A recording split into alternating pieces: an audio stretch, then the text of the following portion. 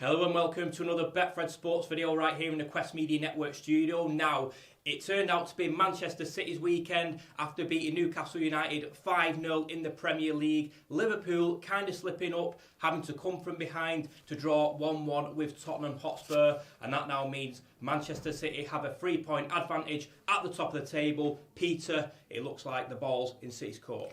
Well, it is. I mean, Betfred now City 1-9 to win the title.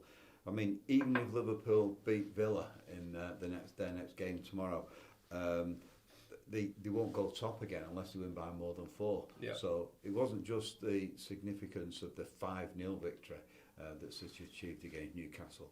It was how they got the 3 points plus significantly the goal difference. They really reined in there. I mean, we did suspect that. We thought Newcastle were on the beach. They've done their business now. The mid-table team, and they're looking to next season. So this is what happened at this time of the season. Teams that are fighting for it, vis-a-vis Tottenham at Anfield, then they put up an half-decent performance. You can't expect Liverpool and City to always find a way through. Yeah. And the way that Tottenham set up at Anfield was pretty phenomenal, really. And they've always got great strikers. Yeah. So it's proved to be. They did Liverpool on the counter-attacking. Yeah, absolutely. And of course, it is a huge result for Tottenham Hotspur. Pretty much just about keeps their top 4 chances alive. But Arsenal doing brilliantly under Mikel Arteta, beating Leeds United 2-1. And then, of course, in that game, that result, that means Leeds United, in a real relegation battle. Well, I do think Leeds are the ones to watch. They're the most likely now to be relegated along with Watford and Norwich. Leeds are now 10-11, Burnley 11-10. So that's how the odds are looking as well. The money's talking there. We think that Leeds will be relegated. Burnley 11-10. Everton 9-1 now, and Southampton way out there 50-1. So it is looking like Leeds and Burnley to go down with Watford. So it's really tight at the bottom there. So the title odds are 1-9 for City to go on and retain the title, and we're all praying for that to happen because, as you well know, Fred's paid 750,000 on City winning the title before Christmas. Liverpool 11-2. And then we've got the top 4 race, which is coming to a head, as you say, with Tottenham playing against Arsenal later in the week.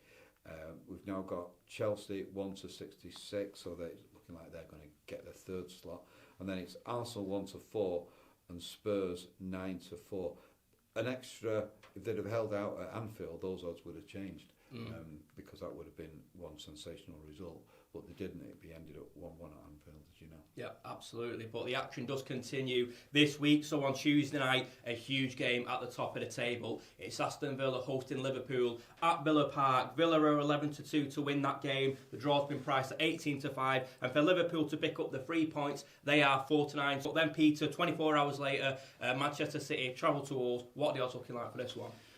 Well, I think Steven Gerrard is going to be in 2 minds what sort of a performance to get out of his troops with his Liverpool connection. So we do think that Liverpool will win at Villa, as you say. They're 4-9 to win there and pick up 3 points. And then City are also in the Midlands. They're at Wolves on the day afterwards on Wednesday. We've got City 1-4 to win. Wolves, another team who are on the beach now, they've run out of steam, 11-1. The draw 9-2. But what is interesting is that goal differences now means that even if Liverpool do win, they've got to win by more than 4 to go top of the table. So they're not quite leapfrogging this time. Yeah. It is looking increasingly likely that it'll be City's title. Yeah, absolutely. But just taking a look at Manchester United, I know Manchester United supporters won't thank us for touching up on this issue, but beaten 4-0 at Brighton and Hove Albion. It's been dubbed as one of the worst performances since Sir Alex Ferguson left Old Trafford. Peter, would you agree with that statement? Well, I'd go further than that. I'd say that's probably the worst United team in my lifetime. Absolutely appalling. They looked like they were disinterested. They weren't in any way cohesive in the play. They weren't running back. There was no tracking in the middle of the park. They're all coming off saying they're not fit to wear the shirt. Yeah. Well, they're the people who can do something about it. getting yourself fit to wear the shirt. Yeah. It was an appalling display. I mean, Ronaldo was picked up by the papers as laughing, but he was probably laughing in embarrassment. Yeah. I mean, it was just absolutely horrendous. If it wasn't for the keeper, it could have been 10-0. I mean, they're talking about they're playing Brighton, not playing Barcelona or Bayern Munich. It's Brighton away. Yeah. They might as well have just forgot about their game and wandered down to Brighton Beach where they were playing. Yeah. So obviously Eric Ten Hag's got a massive job on his hands over the summer, and we will have the prize for United to potentially win the Premier League on Friday Sports Talk. But judging by the way they're performing at the moment and throughout this season, you can't imagine they are the favourites. Anyway, we're going to move now into the National League because there was a huge result on Sunday afternoon. It ended Wrexham 3, Stockport County 0. That's had massive implications at the top of the table. Peter, could Wrexham potentially steal the title from Stockport? Yeah, it's quite shocking news really for Stockport supporters, because when you look at that table, it's for the first time in virtually all season, Wrexham are now top of the table. They have played that extra game, and that's going to prove crucial now. So basically Stockport have got, they need 4 points to win in the last 2 matches, and they'll probably will achieve that. But they've certainly made it hard on themselves. Yep. And that was one heck of a game, that first v second. Wrexham, who've got the Hollywood backers as well, they're gunning for it.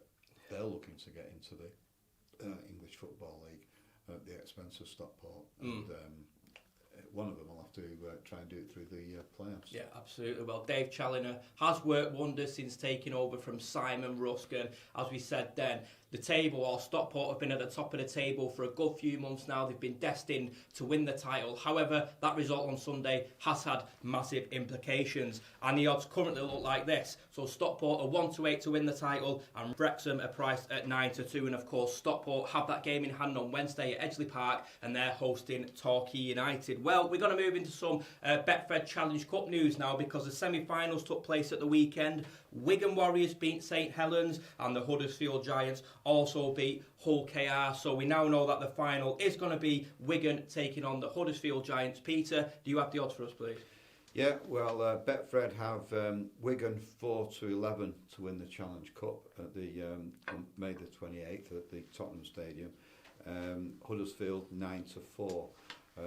The game between Wigan and Saints, which I did predict would result in the winners of the actual cup, that was an absolute classic game. Wigan got off to a fantastic lead at half-time. Saints got back into it, and then there was a slip, and Marshall ran through, and Wigan just pipped it. It was an absolute classic, a perfect advertisement for rugby league in this country. So anyway, Wigan came out as the winners, and they are 4-11 to go on and win the cup. Huddersfield 9-4 with Betfred to win it. Well, we were saying only a matter of weeks ago that St Helens looked destined, just like Stockport County, to pretty much win everything. But you know, they're not going to be in the Challenge Cup final now. How do you think their season's going to pan out? Well, they're still huge favourites to win the Super League and retain that title. In fact, they're 10-11 to do that. Catalans 10-3. Saints get back in on track against Hull FC on Friday night, and Warrington Wolves are at Catalan Dragons. Wigan, though they're playing Huddersfield, the team that they're going to be playing in the final. That's on Thursday night, so that'll be an interesting watch. So we do think that St Helens will go on and win the Super League, but that was a tremendous slip-up. I mean, it comes on the back of when the coach changed the team in that Catalans defeat, the Castleford defeat, when he brought in all the kids. And it doesn't seem to have panned out as he hoped. He probably had this semi-final in mind when he did that to rest some of his players. But sometimes momentum is such an important factor in sport.